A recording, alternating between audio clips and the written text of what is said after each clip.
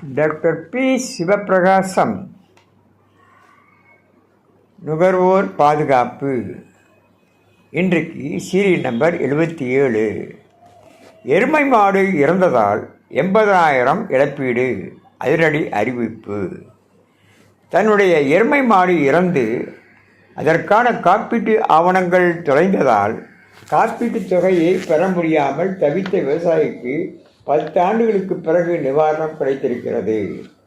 தெலுங்கானா மாநிலம் வாரங்கல் பகுதியில் உள்ள ராமபுரம் பகுதியைச் சேர்ந்த விவசாயி ரஜினிகுமார் வளர்த்து வந்த எருமை மாடு கடந்த 2016ஆம் ஆண்டு உடல்நலக்குறைவால் உயிரிழந்தது. இந்த எருமை மாடு மாநில கால்நடை திட்டத்தின் அடிப்படையில் காப்பீடு செய்யப்பட்டிருந்தது.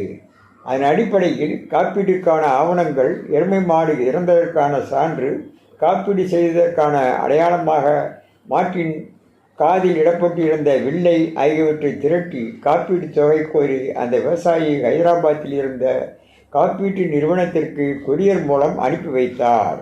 ஆனால் அந்த கொரியர் காப்பீட்டு நிறுவனத்திற்கும் சென்று சேரவில்லை, விவசாயிக்கு திரும்பி வரவில்லை. இந்நிலையில் தான் கொரியர் அனுப்பிய நிறுவனத்திற்கு நேரடியாக சென்று தன்னுடைய கொரியர் தொடர்பான விவரங்களை ரஜினிகுமார் கேட்டதற்கு அங்கிருந்த ஊழியர்கள் சரியாக பதில் சொல்லவில்லை. அதனை அடுத்து காப்பீட்டு நிறுவனத்திற்கு சென்று இது குறித்து கேட்டதற்கு அவர்கள் நக்கலும் நையாண்டியுமாக பேசியதுடன் அவரை எருமை மாட்டுடன் ஒப்பிட்டு கேவலமாக பேசியதாக கூறப்படுகிறது. இதனால் கடும் கோபமும் அதிருப்தியும் அடைந்த விவசாயி ரஜினிகுமார் காப்பீட்டு நிறுவனம் மீது வாரங்கல் மாவட்ட நுகர்வோர் குறைதீர்ப்பு ஆணையத்தை நாடினார்.